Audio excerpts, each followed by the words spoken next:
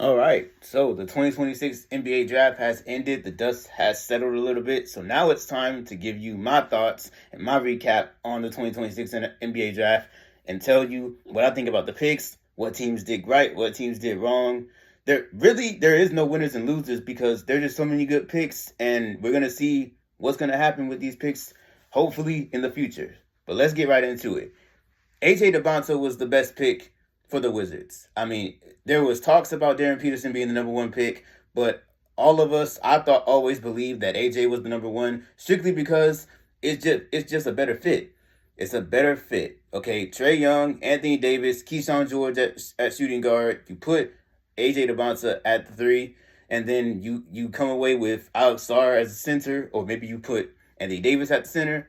Like that is a better fit, and that's going to help them. Now, the trajectory of the Wizards, that's hard to tell, but I believe the Wizards could be if everyone's healthy, maybe the 11 for 12 seed. They could be the 11 for 12 seed, the 10th seed. See, we don't know, competing for the play-in.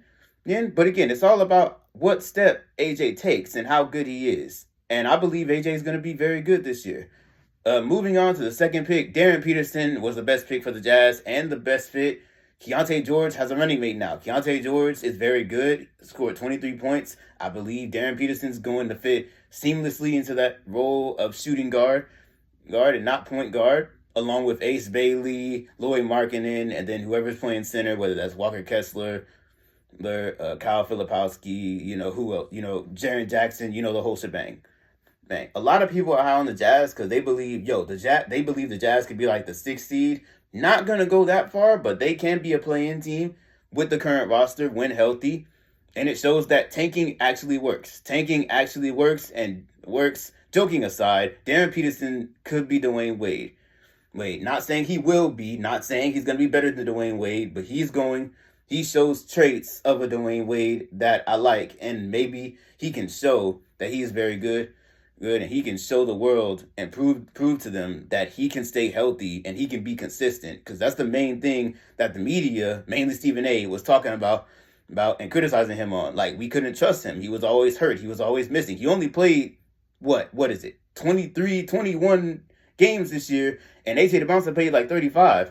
But it's like, give the man a chance. I'm giving Darren Peterson a chance. He's going to prove everyone wrong, I hope, and hopefully he competes for Rookie of the Year this year. Moving on to the third pick, Cameron Boozer to the Grizzlies was the obvious pick. It was I did do a mock draft where I selected Caleb Wilson third once, but again, that was mostly like upside. Like, maybe if Memphis saw something in Caleb Wilson that they liked more than Cameron Boozer, you go ahead and do that pick. But of course, they go the safe route. They go Cameron Boozer, and Cameron Boozer could secretly be the most immediate impact player. He could help the Grizzlies right now, literally tomorrow. So that's the best part about his game. He's going to be good. Coming from Duke. I'm rooting for his brother too, Caden. Caden might come out next year. Hopefully he becomes the starter at Duke. I mean, he better, man. He came back. He returned to school for that reason. So hopefully we see Caden next year. Cameron Boozer is going to be very good. I trust him. And then we get to Caleb Wilson at 4, which is the athletic pick. The Kevin Garnett comparisons, which are crazy. And it's like, I did hear a comparison that I liked. If I can remember what it was. It wasn't Tim Duncan. And I've heard Antonio McDyess. Antonio McDyess was more athletic, but I could see that happen. Antonio McDyess was very good. So Caleb Wilson, all the athleticism in the world, dunks with the best of them. Can that 3-point shot be improved? I believe it can. It's the NBA. He can always improve in that area. So we're going to see what happens with that. Fifth pick, Kean Wagler. I mean, you talk about a guy that jumped from the number 261 player in high school all the way to the fifth pick. Truly an inspiration to all the basketball players out there, to everyone coming up that's trying to be in the league. Kean Wagler had a great season, 46 points points in that game with Illinois. Like, bro, he was very, very good. This was a great fit for the Clippers because they need a shooting guard. You trust Darius Garland to be the point guard of the future, so get somebody beside him that's going to be even better. I've heard Halliburton, which is crazy. I'm sure some people compared him to Shea, which is also insane. But I think he and Wagner can be very good. Good. There have been talks like maybe he's skinny, he's very built, but like you gotta understand, the man is 18. The man is very young. He can build up. No, and all of these guys can build up in some way or fashion. The ones that are very skinny in your eyes. So like it's the NBA. Yeah, give these guys a chance. I'm giving Wagler a chance. Wagler's going to be good. Is he going to be superstar? Is he going to be the top four? Probably not. But he'll be very good for what he is. Now we get to the sixth pick with Mikael Brown Jr. And this was just a mess up pick. For one, it's nothing against Mikael Brown. Mikael Brown was seen as the best point guard at the beginning of this draft cycle. He was. Everyone loved Mikael Brown, including myself, because Mikael Brown was shifty. He was everything. He was a baller, and he is still is a baller. The problem is Darius Acuff was the guy that everyone was drafting at 6, including me. I was like, Acuff to Brooklyn makes so much sense. Darius Acuff is very good. But of course, Mikael Brown can prove everybody wrong. And this is a good pick because they needed point guard anyway. Yegor Demon is fine. He's fine. That is it. You have no one. Traore's developing. Danny Wolf is a point forward. That's not good. Drake Powell can't stay healthy. And Ben Sharif is unplayable. You failed all 5 of your first round picks last year. So you had to nail this one. And they kind of messed up on it. But whatever. Mikael Brown will be good. I trust that. And hopefully he can do his thing. Hopefully. Now we get to Darius Acuff to the Kings. I mean, A+ pick, obviously, bro. Kings needed something. They got something. Darius Acuff Jr. is now the heir apparent to De'Aaron Fox. He's going to be very good. He's going to provide seats. The question is his defense. I don't really care about that. As long as he scores like AI, because that's the person he's looking up to, he'll be just fine in the league. He's going to be an all-star. He's going to be a superstar. He's going to be everything that the league and the media was talking about, and hopefully Acuff will be very good. I trust that. Moving on to the 8th pick, we got the Hawks selecting Kingston Flemings out of Houston.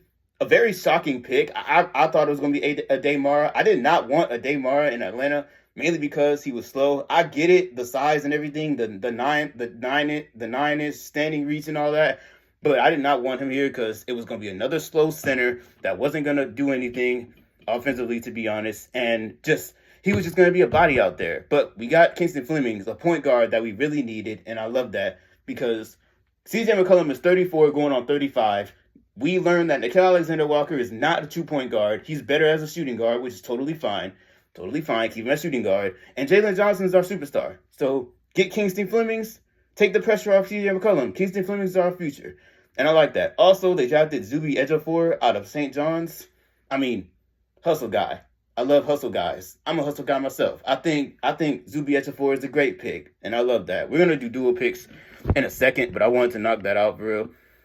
Moving on to the 9th pick, we got Dallas with the most confusing pick in the top 10, Morez Johnson Jr. I get it. Dusty May, new coach Michigan. I get it. You wanted one of your boys, but come on, bro. No. Braden Burries was right there, and you just said, nope, Morez Johnson Jr.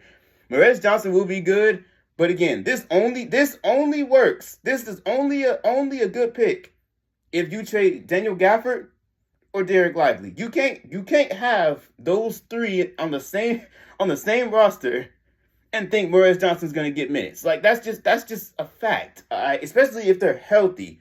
If they're hurt, yeah, Morez Johnson's gonna get all the minutes. Okay, like I think Dallas, I think they're tired of seeing Cisse out there. If you know who that is, number 35, I think they're tired of Cisse. But still, you don't make this pick. You have to get a guard, and Braden Burries was right there. He fits your profile. Also, you could potentially be losing Klay Thompson this summer, so you missed out on a guard. Also, you drafted Koa Pete at the end of the round. He's a developmental small forward. Who knows what he's going to look like?